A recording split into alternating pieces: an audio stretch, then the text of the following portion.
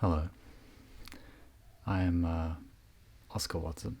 I am the designer of Driven into Darkness, a new tabletop RPG available on itch.io.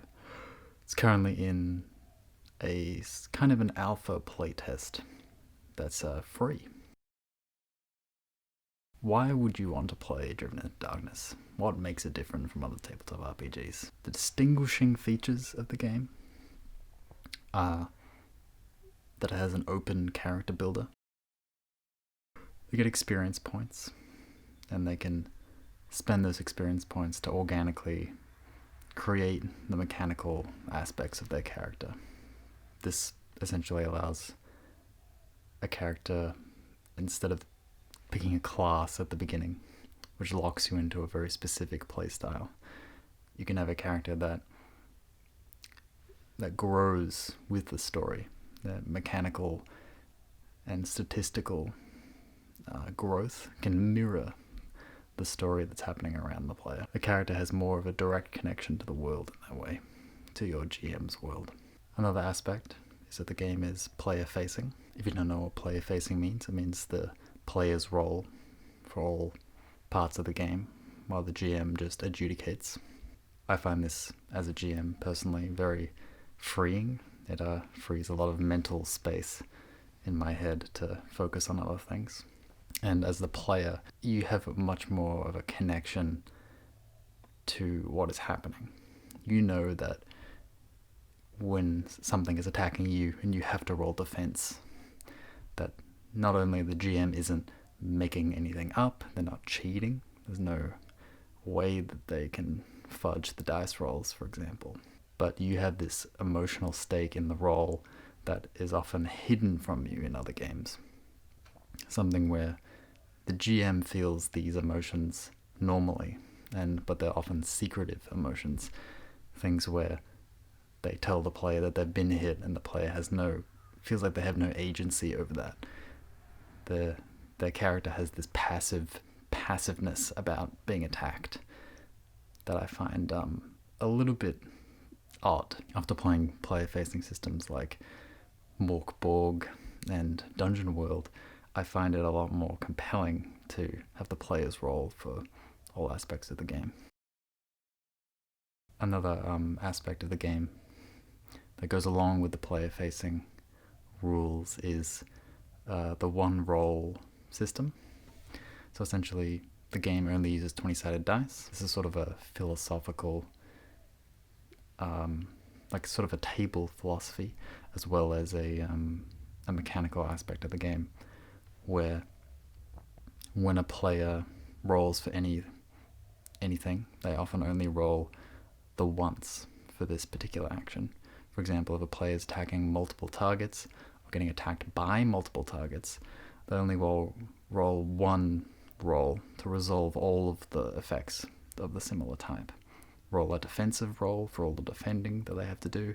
They roll an offensive roll for all the offensive things they have to do, for example. It essentially shrinks the amount of dice rolls, makes the resolution of action a lot smoother, a lot quicker, and eliminates a lot of tedious maths that are part of these games.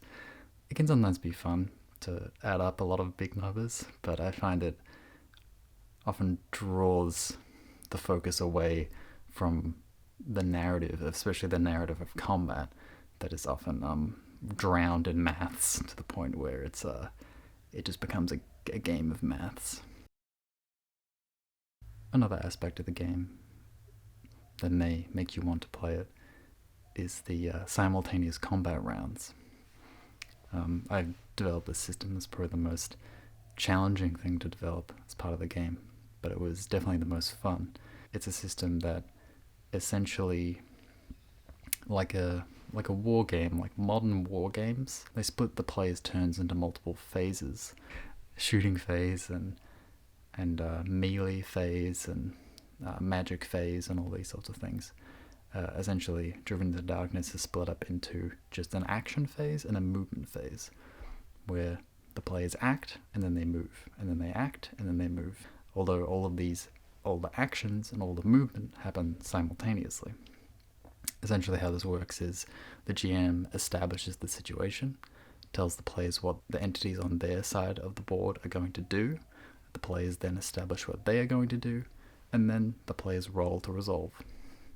And since you're rolling much fewer dice than normal, it goes over pretty smoothly. And this couples with the horde combat rules that are in the book that allow the GM to essentially boil down all of the entities on their side into singular stat blocks that make it very easy for them to run. I'll explain that in a future video. The movement phase essentially works like the GM tells the players where the monsters are going to move, and then the players respond, moving wherever they want. And if people cross paths with each other, or they run into each other, then rolls are made to see how that is resolved, whether someone slips out of someone's grasp or whether they are able to stop someone from moving past them. I made it as a way to allow each player to remain engaged in the game during combat. Often in turn-based games, especially very complex turn-based games that I've played, it can be very easy to, even if you are a player who wants to be engaged, it's difficult to stay focused when the time between your turns can be minutes long. And you're trying to observe everything that's happening, you're trying to make decisions, and then oftentimes your plans are scrapped over and over as things continue to change around you before it finally comes around to your turn.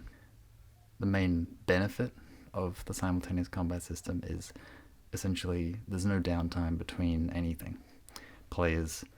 Combat begins very swiftly, there's no initiative, so everyone just decides where they are, where they begin in the battle based on the preceding narrative scene.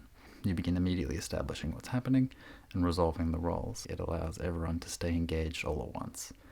There's no downtime between your turns. You are always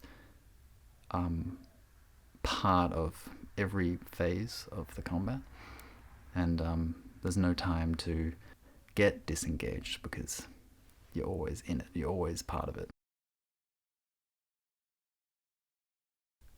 I hope you've enjoyed listening to me talk about Driven into Darkness. This is going to be my first video on this channel. Feedback on not just this video, but the game itself, it's free on itch.io, is welcome. Thank you for listening to me talk. I hope you have a nice day. The origins of Driven into Darkness, it came about as essentially like a rules hack of 5e that I was running for a bunch of my friends and family. That is sort of this like strange version of 5e that I'd been creating over the past half decade playing the game. Incorporated lots of things from Five Torches Deep, Morkborg, and Dungeon World, and it began to not really resemble 5e to that much at this point, except for like the core base of it. So I decided to essentially compile all of these ideas that I've had floating around, and instead of having just a rules hack, just have a game.